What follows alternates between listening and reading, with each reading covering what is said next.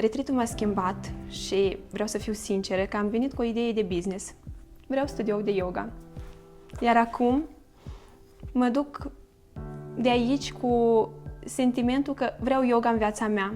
Vreau să fac parte dintr-o alianță, să fac parte dintr-un grup de persoane care au aceleași aspirații, gândire și dorințe pe viitor. Acum nu mai este o idee de business, acum yoga este viața mea.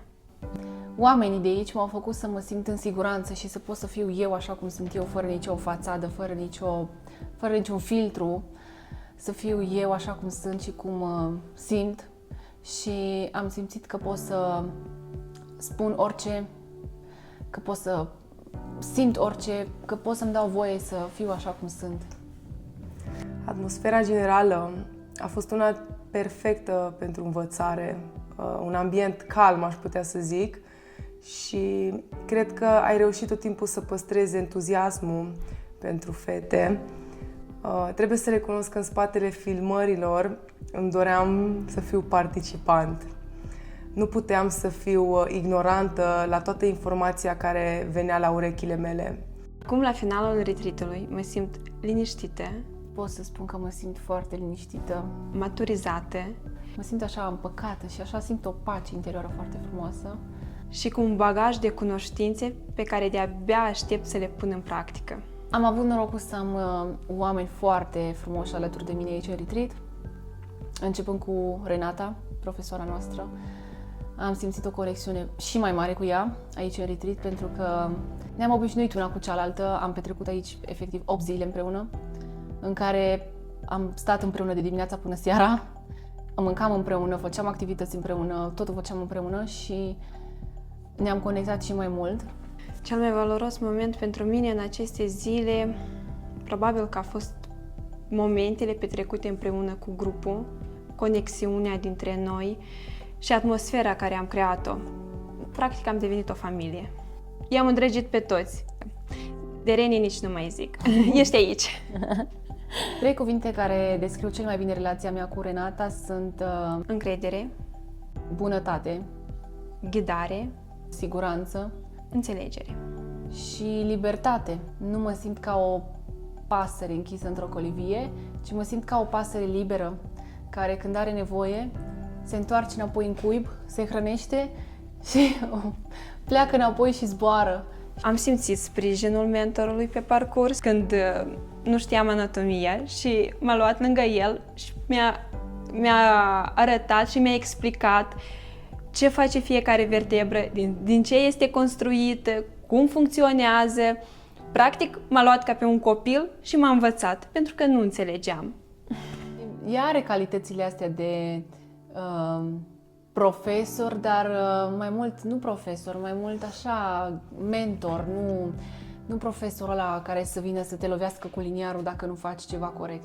Te acceptă și te ia așa cum ești, te lasă să mergi pe drumul tău și cumva te ghidează, hop, iau pe aici, vezi că nu-i bine, du-te mai încolo. Îmi place flexibilitatea asta și libertatea pe care o oferă.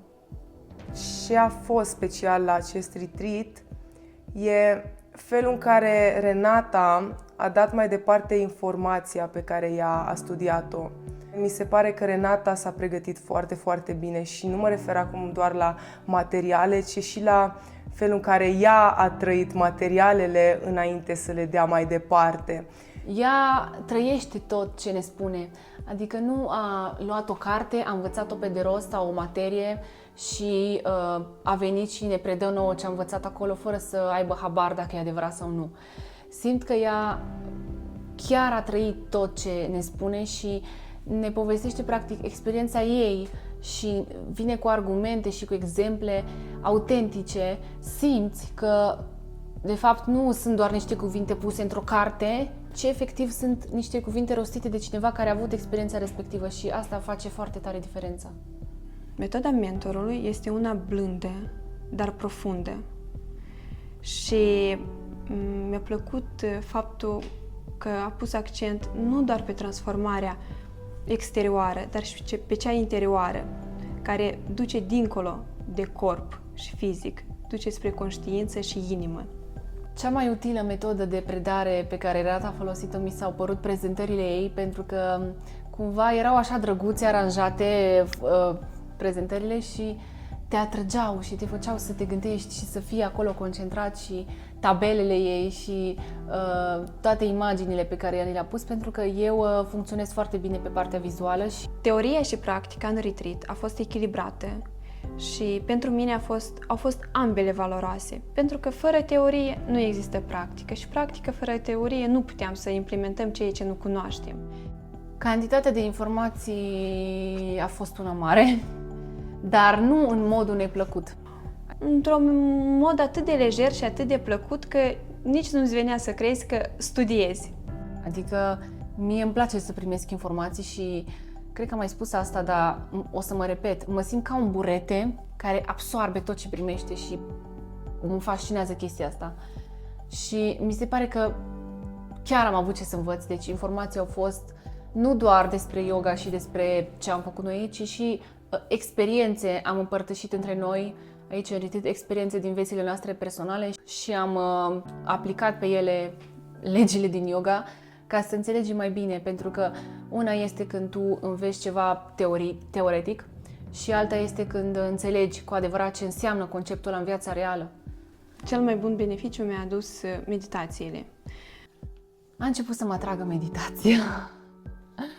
Deja la a treia am început să mă simt mult mai bine și am reușit să mă deconectez și să mă bucur de moment. Despre mine am învățat în această experiență că mereu ai unde să crești și mereu ai ce învăța de la oamenii din jur. Am învățat că este ok să-ți dai voie să greșești și să înveți, pentru că doar așa poți să acumulezi noi cunoștințe. După ce plec de aici, vreau să integrez aceste practici, vreau să lucrez asupra părții practice a asanelor și meditațiile. Pentru că atât de fain te simți după ce meditezi și după ce practici măcar 15-30 de minute, nu trebuie mai mult, măcar atât.